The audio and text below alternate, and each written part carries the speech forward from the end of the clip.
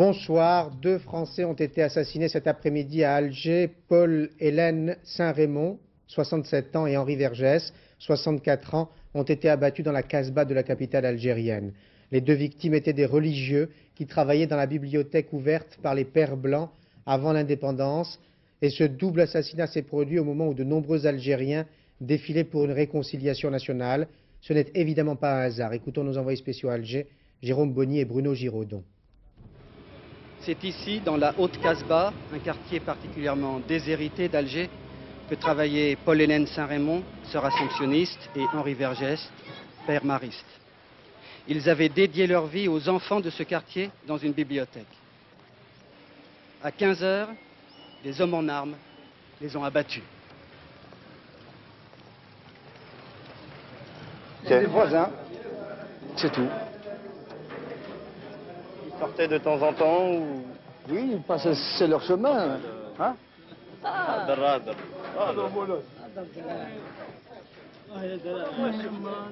faisait longtemps qu'ils habitaient là? Oui, ça fait longtemps. Oui. Enfin, depuis en 52. Ils étaient connus dans le quartier? Oui. Et ils étaient appréciés? Ah, très appréciés, oui. Ah, oui. Comment est-ce que vous expliquez ça alors? Enfin, ils sont gentils, ils sont... Ouais. C'est comme de la famille, c'est tout. Hein. Est-ce que vous condamnez ce genre d'attentat? Enfin, c'est tout, je peux rien dire. Hein. Merci. Je vous propose d'écouter la réaction de Nicolas Sarkozy, le porte-parole du gouvernement. Il était l'invité de l'émission RTL Le Monde. Donc, ce que vous voulez qu'on dise, si ce n'est s'incliner devant la douleur des familles, et puis vous dire que l'Algérie est aujourd'hui l'un des plus graves sujets de préoccupation du Premier ministre. Et d'ailleurs, si nous avions le temps d'en parler plus longuement, la situation de tout le bassin méditerranéen est une situation extrêmement préoccupante. Nous avons avec l'Algérie des liens particuliers, nous sommes proches géographiquement et par l'histoire de l'Algérie, c'est certainement l'un des plus grands soucis du gouvernement aujourd'hui. Et Paris conseille à tous les Français qui vivent en Algérie de quitter le pays. Il faut dire que la liste des étrangers victimes des attentats islamistes s'allonge. 34 étrangers ont été tués depuis le mois de septembre 93, 34 dont 10 Français. Louis Carzou. Première victime française des assassinats attribués au groupe islamiste François Barthelet, 32 ans, Emmanuel Didion, 25 ans, 2 géomètres enlevés à 400 km à l'ouest d'Alger, retrouvés égorgés le lendemain de leur rapt.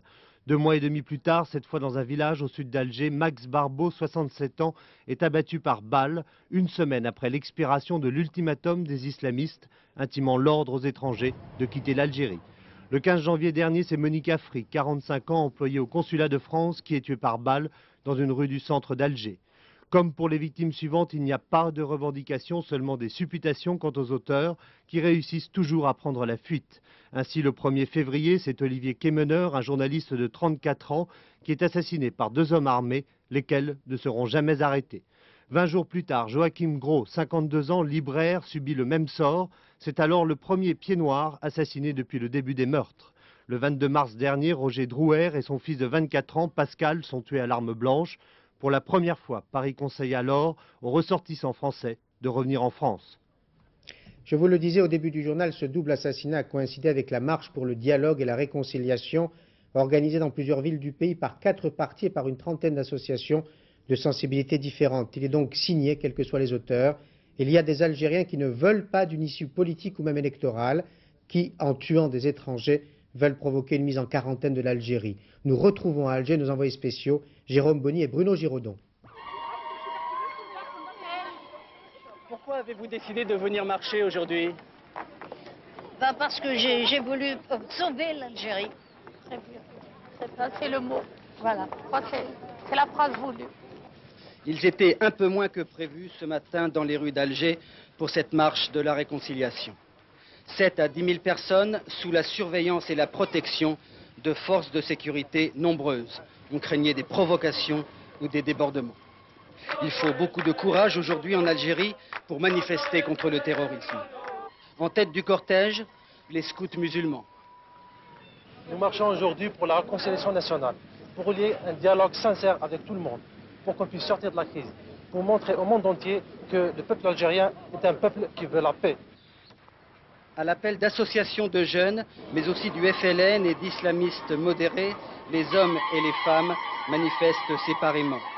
La date du 8 mai 1945 commémore ici les massacres de Sétif, où l'armée française avait réprimé dans un bain de sang un soulèvement nationaliste. Près de 50 ans après, beaucoup de jeunes Algériens tiennent encore à affirmer leur identité. On est des musulmans, on est des Arabes, des Algériens. On veut être musulmans et non pas français, c'est tout. Quelques instants après la dissolution de cette marche pacifique, à quelques centaines de mètres de là, dans la haute Casbah, 2 Français tombés sous les balles. Et je vous propose de retrouver à Alger Jérôme Bonny qui fait état de la réaction de la communauté française qui vit là-bas. Jérôme? Et ici, vous vous en doutez, toute la communauté française est sous le choc. Une communauté française qui a été singulièrement réduite ces derniers temps et qui se déplace toujours en prenant énormément de précautions, avec des trajets chaque jour différents et qui essaie, dans la mesure du possible, de se regrouper sur les lieux de travail. Toute cette communauté est extrêmement choquée par ce qui s'est passé cet après-midi. Ces 2 personnes, donc, qui étaient un frère mariste et une sœur assomptionniste, étaient particulièrement appréciées à cause de leur travail dans cette haute Casbah, où ils essayaient d'aider des enfants déshérités avec cette bibliothèque qui fonctionnait depuis une quarantaine d'années. Aujourd'hui, on espérait que la situation s'était un tout petit peu détendue en Algérie et notamment à Alger, mais ce double attentat nous prouve que, alors que les forces de sécurité sont toujours en train de rechercher les auteurs de cet attentat, il est très difficile d'assurer la sécurité des étrangers. Et pour mieux comprendre l'enjeu de ce drame algérien qui coûte cher aux ressortissants étrangers, je vous propose de réécouter l'appel à la réconciliation nationale, ou plutôt au dialogue, lancé hier soir sur France 2 à la même heure par le nouveau chef du gouvernement algérien, Mordad Sefi. Le dialogue, je préfère, est ouvert à toutes les parties, à tous les partis qui, dans le strict respect de la Constitution et des lois de ce pays, et à tous les Algériens et à toutes les sensibilités qui condamnent la violence et qui œuvrent à rétablir les conditions de stabilité politique et économique pour aboutir le plus rapidement à la reprise du processus électoral. Le Premier ministre algérien n'a pas voulu répondre précisément aux questions posées hier sur les contacts secrets entre le pouvoir actuel et les dirigeants du FIS en prison, contacts qui pourraient aboutir à un accord politique et l'organisation d'élections générales. Cet accord, les islamistes les plus radicaux n'en veulent pas, Gérard Sebag. Oui, effectivement, ces 2 assassinats représentent un échec terrible, cuisant pour ce nouveau gouvernement algérien qui, depuis son instauration, a placé toute son énergie à essayer l'ouverture vers les islamistes. On parlait même à Alger de rencontres secrètes entre le général Zeroual, le président de la République, et le responsable historique du FIS, Abbassi Madani. Le pouvoir essayait donc de renouer les liens rompus, hélas en vain. Et les groupes armés extrémistes, en frappant à nouveau, montrent bien qu'ils ne veulent pas d'une réconciliation, qu'ils ne veulent qu'une chose, c'est entraîner encore plus au fond cette Algérie qui se débat dans une guerre civile larvée. Alors, est-ce des extrémistes islamistes ou au contraire des provocateurs? La question peut se poser, qui n'acceptent pas l'ouverture. La situation est si confuse dans ce pays qu'il est véritablement impossible d'y répondre. N'empêche que ce soir, avec cet assassinat de 2 Français, plus encore de 2 religieux qui vivaient depuis longtemps en Algérie, une sœur et un père blanc, la symbolique est évidente, c'est de porter l'attention sur l'opposition entre islam et occident. Pourtant, ces religieux, sans faire de prosélytisme depuis de nombreuses années, faisaient un travail social considérable auprès des populations algériennes pauvres. Ils étaient en général respectés car véritablement intégrés dans leur environnement musulman. Ces assassinats montrent la volonté de pousser à la rupture du dialogue islamo-chrétien. Avec ces 2 assassinats, l'Algérie va encore vivre des heures très douloureuses. Merci Gérard pour ce commentaire. Les 11 Français détenus par les Serbes de Bosnie vont rester en prison. Ces 11 bénévoles, membres de l'organisation humanitaire Première Urgence, devaient être jugés aujourd'hui pour un prétendu trafic d'armes au profit des musulmans bosniaques. C'est la raison pour laquelle les avocats français étaient partis pour la Bosnie hier, mais ce procès ou ce simulacre de procès est reporté. La détention préventive des Français est prolongée d'1 mois. Stéphane Magnier et Marcel Martin sont à Sarajevo. La nouvelle, transmise à 18h30 par l'ambassade de France à Sarajevo, a fait l'effet d'une douche froide. La garde à vue des 11 Français est prolongée d'1 mois. L'ambassadeur a refusé de se prononcer devant les caméras. Les avocats délégués à un observateur européen de justice, eux, exprimaient leur dépit. On peut simplement vous dire de façon très ferme que nous continuons une mission difficile, que nous ne voulons nous couper d'aucun contact et rassurer les familles. Je crois que c'est important. Nous les avons vus tous les trois avec 2 autres observateurs hier. Ils étaient en bonne condition physique. Il ne faut pas nous demander s'ils étaient en bonne condition psychologique parce que c'est évidemment très dur. Nous demandons à les voir demain. Mais nous en sommes là. Nous en sommes à demander des autorisations pour les voir. Nous en sommes à demander des autorisations pour voir les avocats. Nous sommes à demander des autorisations chaque fois que quelque chose est nécessaire. Nous notons scrupuleusement tout ce que nous voyons, ce que nous entendons et les conditions de ce que le ministre Juppé a appelé une parodie de procédure, en particulier sur ce qui concerne le flagrant délit qui a été truqué, purement et simplement. L'avocat serbe commis d'office pour défendre les Français ne les a vus que 5 minutes, ne parle ni l'anglais ni le français et n'avait pas d'interprète compétent. Petit élément d'optimisme quand même ce soir, aucun des 11 Français ne risque théoriquement la peine de mort ou la prison à vie. C'est du moins ce que nous a affirmé le président du tribunal des Serbes de Bosnie qui doit les juger dans quelques semaines. Mais on sait à quel point les Serbes sont passés maîtres dans l'art de souffler le chaud et le froid. Et Paris réagit ce soir à la prolongation de la garde à vue sévèrement. Paris juge inacceptable cette décision. C'est un communiqué du ministre des Affaires étrangères. La France, dit-il, continue d'exiger la libération immédiate et sans condition des 11 compatriotes détenus par les Serbes de Bosnie. La France tient pour responsables aussi bien les autorités fédérales de Yougoslavie que les responsables serbes de Bosnie. On peut sans peine comprendre l'inquiétude des familles des 11 otages français. Elles attendent leur libération en guettant la moindre information. Agnès Varamian et Frédéric Schoenderfer ont rencontré la femme et la fille de Philippe, qui est détenu depuis le 8 avril par des soldats serbes. Il allait en Bosnie pour la première fois de sa vie. J'espère que j'aurai pas le temps de finir mon cahier, c'est tout ce que je sais. Des pages contournent comme des jours qui n'en finissent pas. Dans ce cahier rassemblaient toutes les coupures de presse des 30 jours de détention de Philippe Gérégat. Aujourd'hui, 8 mai, la femme et la fille du volontaire français attendaient un procès, un dénouement. C'est vrai que là, ce que tu dis, avec des gens comme ça, on ne sait pas. Oui, c'est tout à fait le mot pour là. Hein. Ah oui. Espoir déçu. On la reporte à début juin, effectivement, ça fait encore 3 semaines de plus. Bon, 3 semaines pour eux c'est rien, mais nous c'est très important. Et à l'aboutissement de tout ça, on ne sait pas du tout ce qu'ils vont encore demander. Ça peut être encore reculé, ils peuvent nous demander n'importe quoi. Bon, la balle est dans leur camp. À 43 ans, chauffeur-livreur, Philippe partait pour la première fois en mission pour première urgence. Tribunal militaire, peine de mort, des mots insoutenables pour les familles, mais le gouvernement français s'est voulu rassurant sur le sort des 11 otages. On parle d'expulsion, de toute façon le dernier article qu'on a lu aujourd'hui, on parle d'expulsion, l'association en parle aussi, donc c'est ce qu'on espère. On espère simplement qu'ils soient sortis d'affaire et qu'aucun ne soit condamné, ni à une petite peine, ni à une grosse peine. Les seules nouvelles qu'on a depuis 4 semaines. Seule nouvelle, 3 fax écrits de la main de Philippe et transmis par un médecin militaire. Quelques mots pour dire les baisses de morale, rassurer, décrire l'horreur de Sarajevo. Pour ne pas rester inactive, Monique et Valérie font signer des pétitions, appellent les autres familles et le ministère, s'agitent avec retenue et pudeur, mais pour qu'on n'oublie pas les otages. Au Yémen, il ne s'agit pas d'une simple guérilla, mais d'un véritable affrontement entre 2 armées, celle du Nord et celle du Sud. Et celle du Nord a, semble-t-il, l'avantage, elle se trouverait aux portes d'Aden, l'ancienne capitale du Yémen du Sud. L'évolution de la situation est telle que les étrangers ont décidé de quitter en masse le pays. Patricia Coste. Les combats font rage autour d'Aden, la capitale de l'ancien Sud-Yémen. C'est la seule certitude, car des informations contradictoires sont données par les 2 camps. Les nordistes, qui ont emmené des journalistes de Sanaa jusqu'à Louadar, à 175 km d'Aden, affirment que leurs forces seraient parvenues jusqu'à 15 km à peine de la capitale du Sud. Ils expliquent que leurs unités effectuent un mouvement de tenaille sur plusieurs axes et que, avec l'aide de Dieu, ils pensent parvenir aujourd'hui, sinon demain, à leur but. Aden, la population ne semble pas spécialement inquiète, d'après ces images produites par les sudistes, qui démentent d'autre part la prise de la base aérienne d'Al-Anad, annoncée par les nordistes, et déclarent avoir anéanti à Redfan les forces adverses, qu'ils accusent aussi d'avoir bombardé des villages et des installations civiles à El Daleh. Les sudistes auraient aussi abattu 4 avions ennemis.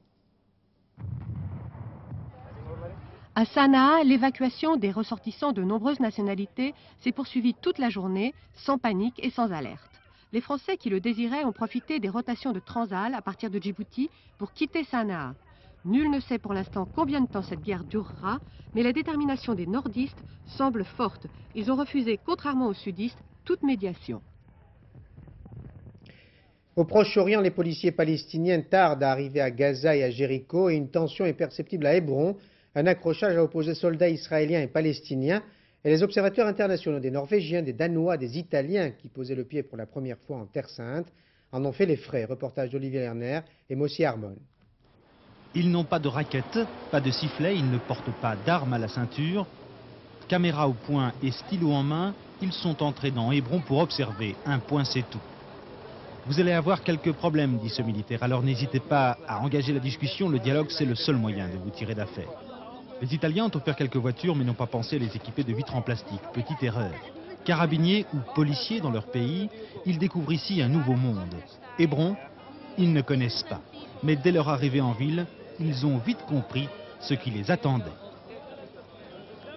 Une Jeep passe devant eux, au ralenti, des pierres sont jetées et les gaz lacrymogènes sont envoyés immédiatement en retour.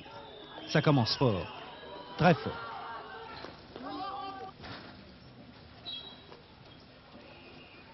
Personne n'est épargné. C'est le baptême du feu, certains sourient encore, mais d'autres pleurent déjà. Ils voulaient apporter un sentiment de sécurité aux Palestiniens, mais pour l'instant, c'est raté. Si moi je t'attaque, qu'est-ce que tu vas penser? Qu'est-ce que tu vas faire? La même chose que toi. Tu vas courir? T'échapper? Eh oui, je vais courir.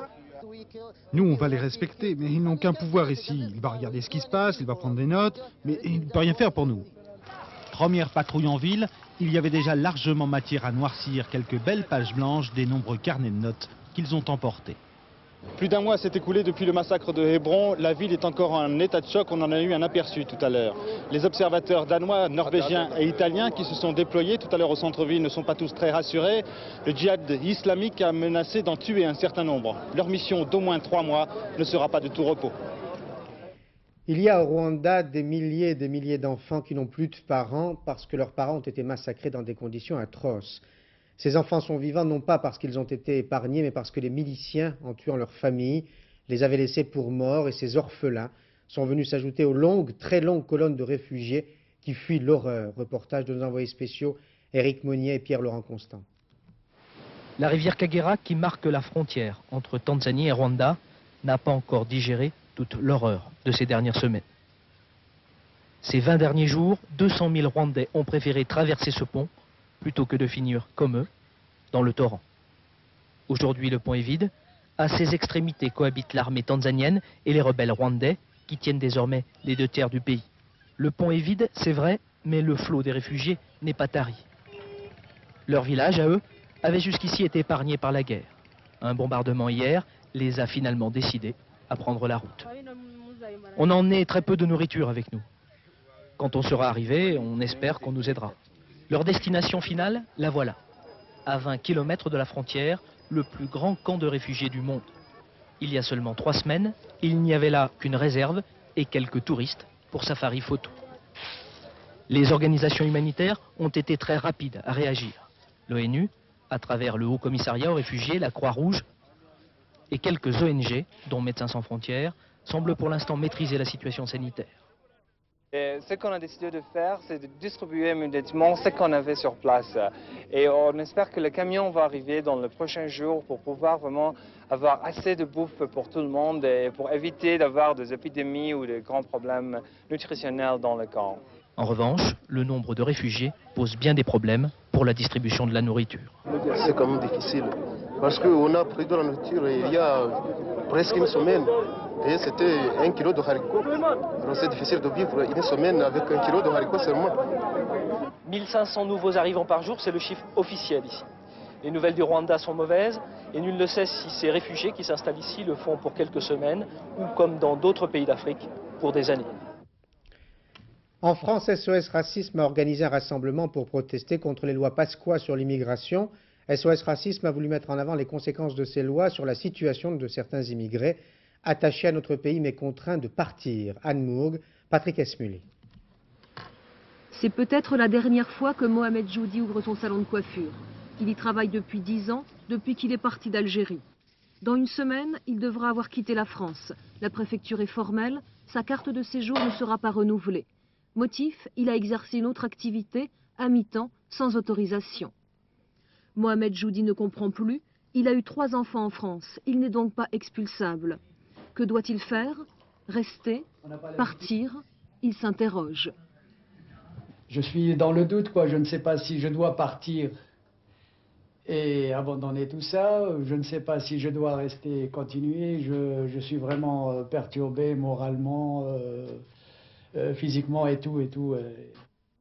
Mohamed Joudi a servi dans l'armée française comme son père, comme son grand-père. Il en est très fier. Aujourd'hui, il se sent abandonné. Il refuse de croire que la France veut l'expulser. Il parle d'erreur dans le traitement de son dossier. Alors, je reste persuadé que si monsieur le préfet ou monsieur le ministre voulait bien se donner la peine de voir mon dossier, il ne m'enverrait jamais cette lettre qui m'a perturbé, qui a perturbé mon existence et celle de toute ma famille.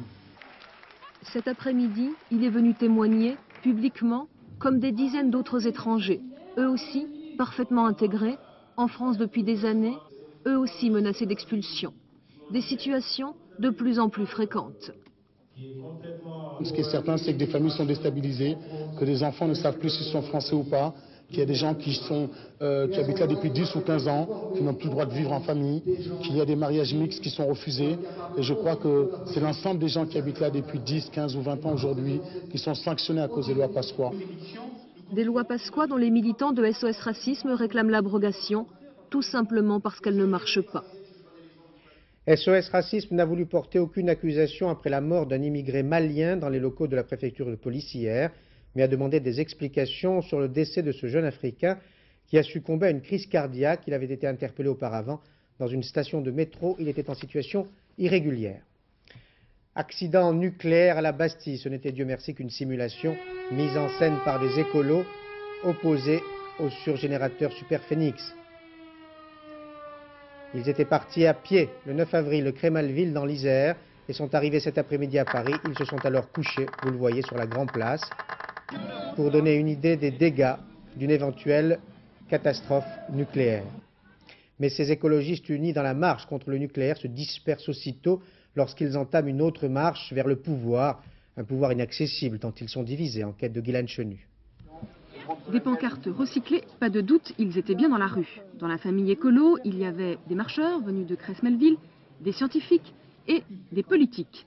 D'un côté, Génération Écologie, de l'autre, les Verts. Entre eux, une distance respectable, car chacun fait liste à part pour les européennes. Moi, je le regrette, oui. Je le regrette parce que c'est en effet prendre le risque de ne pas avoir d'élus à l'Assemblée européenne.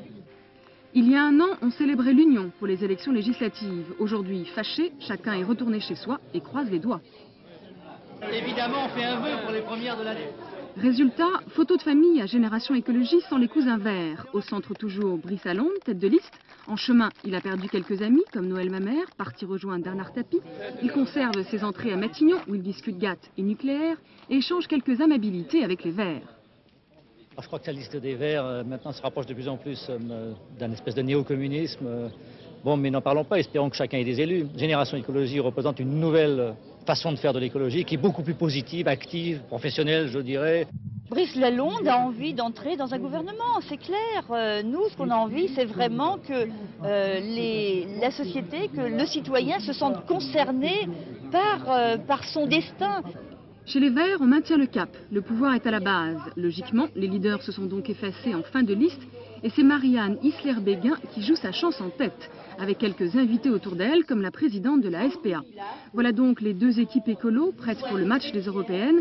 Et tout n'est pas perdu, on n'est peut-être pas encore au bout des divisions. Car Antoine Bechter, grand absent de ces élections, s'apprête à lancer un appel au lendemain des européennes pour cette fois encore rassembler tous les écologistes. Nous aurons l'occasion, Patrick Poivre d'Arvor et moi-même, d'évoquer cette campagne des élections européennes en posant la question au chef de l'État dans 2 jours. François Mitterrand nous accordera un entretien d'1 heure à 20h15 le 10 mai. Dans cette émission qui sera diffusée sur France 2 et TF1, nous évoquerons également les divergences entre le président de la République et les membres du gouvernement sur la politique nucléaire de la France. Mais ces divergences ne sont pas apparues publiquement hier à Brest sur le nouveau porte-avions Charles de Gaulle, ni ce matin à l'Arc de Triomphe, où François Mitterrand, accompagné d'Édouard Balladur, de François Léotard et de Jacques Chirac, a déposé une gerbe sur la tombe du soldat inconnu. C'est aujourd'hui le 8 mai. Le chef de l'État célébrait l'anniversaire de la victoire des Alliés sur le nazisme.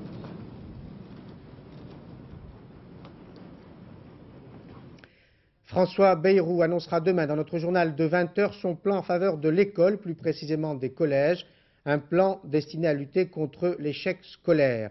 Le ministre de l'Éducation sera intéressé par l'histoire que Patrick Retzlob va raconter dans un instant. Il y a des parents d'élèves dans une école de Seine-Maritime qui ont fait la quête pour obtenir le recrutement d'un instituteur. Cette chaise est symbolique. C'est le poste d'un instituteur qui est en jeu. À l'école d'Ectolobert, en Seine-Maritime, une des deux classes, le CE2, va fermer à la rentrée prochaine. Mobilisation des parents d'élèves sur le parvis de la cathédrale de Rouen. Ils se sont regroupés en association loi 1901 pour créer une souscription de 220 000 francs, l'équivalent du coût annuel d'un instituteur. Ça serait bien si on était soutenu par le recteur, par madame le recteur, et qu'elle porte nos premières souscriptions, parce que nous en avons déjà quelques-unes depuis hier. Moi, hier, dans ma simple journée d'hier, j'ai récolté 5 000 francs. C'est une action, je leur ai dit d'ailleurs, qui est assez sympathique, mais qui ne peut pas être prise en compte. L'État ne pourra pas accepter ce don de 200 ou 250 000 francs. Tout ce que peuvent faire les parents, je ne sais pas si c'est ce qu'ils veulent faire, c'est éventuellement demander la création d'une école privée. Solution qui sera peut-être envisagée si les parents n'obtiennent pas satisfaction. Pour éviter la fermeture de cette classe, ils avaient déjà proposé de modifier le regroupement scolaire dont fait partie cette école. Rien à faire, les chiffres parlent, il y a baisse d'effectifs, l'inspecteur d'académie supprime le poste. Question, le ministère veut-il, comme le souhaite M. Bayrou, une véritable politique en matière d'éducation rurale? Dans la seule académie de Rouen, on ouvre certes 50 classes, mais on en supprime 70. Parisiens, Parisiennes, vous pouvez boire sans crainte l'eau de votre robinet, même si elle provient de la Seine. Elle aura changé de couleur entre-temps. Reportage de José Blanc-Lapierre et Daniel Lévy. Ce geste vous rappelle bien sûr quelque chose. C'est exactement celui du taste-vin. Humer, scruter la couleur et faire rouler le liquide dans la bouche. Mais ici, pas question de l'avaler. Cette eau, tenez-vous bien, est l'eau de la Seine. Ça va être tout à fait des goûts classiques tels que la marée, évidemment, les poissons y vivent, ça peut être la vase, ça peut être des goûts de terre, de moisis en fonction de la saison.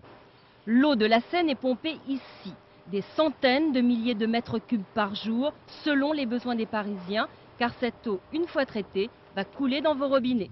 Sur un espace de 9 hectares, l'eau va progressivement se débarrasser de sa pollution. Le parcours durera 12 heures.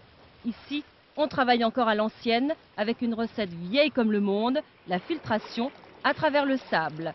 Et ce qu'aucune machine ne peut faire non plus, ce balayage pour évacuer les algues. Dernière étape, une purification par l'ozone et une goutte d'eau de javel pour le transport. La dernière pollution remonte à juillet 92. À la suite d'un incendie dans un entrepôt, il y avait eu de l'huile végétale, de l'huile de table qui était parvenue en Seine. Et nous nous sommes arrêtés de produire de l'eau potable environ pendant 24 heures.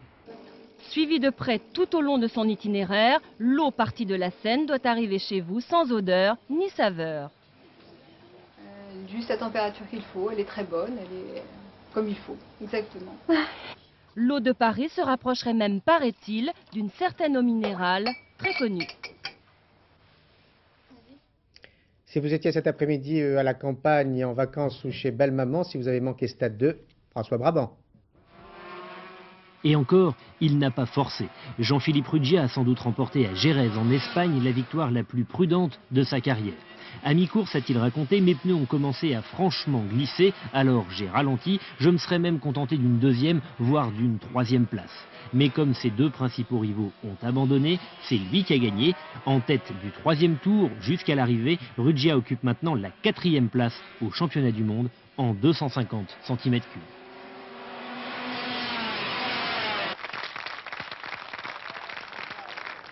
C'est un but qui ne change rien, qui compte presque pour du beurre dans cette 37e journée de championnat, mais c'est le plus beau.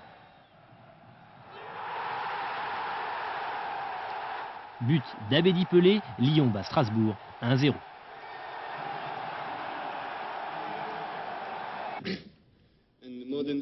Je voudrais dédier cette victoire à ma maman parce qu'aujourd'hui, c'est la fête des mamans. On n'est pas sûr qu'il ne se soit pas un peu mélangé dans les dates, mais Andrei Medvedev est un bon garçon et c'est aussi un bon joueur de tennis. Après Monte-Carlo, il vient de gagner à Hambourg le 2e tournoi sur terre battue d'avant Roland-Garros, avec un style qui, parfois, a laissé Kafelnikov, son adversaire, pantois. La montagne à vélo, c'est dur, surtout quand on est déjà en plein effort et qu'on voit Tony Rominger et son maillot jaune du Tour d'Espagne vous doubler à toute allure. C'était la 14e étape, une étape de montagne, et le Suisse l'a emporté comme l'an dernier. Comme il était déjà premier au classement, il le reste évidemment, et comme il est premier depuis le début, on évalue à 99,99% les chances de Rominger de gagner encore une fois le Tour d'Espagne. Couvrez-vous, demain matin, il fera froid, enfin frais, c'est ce que Nathalie Riouet vous dira dans un instant, avant le grand film d'action sur France 2, 20h50, Runaway Train, à 22h35 dans Taratata. La jeune Vanessa Paradis, le dernier journal sera présenté par Philippe Lefebvre à minuit 10. Demain, 13h, Daniel Bilalian. Demain, 20h, Bruno Mazur. Je vous retrouve moi-même mardi 10 mai à 20h15 pour une émission spéciale sur France 2 avec notre invité, le président de la République. Bonsoir, bonne soirée sur France 2.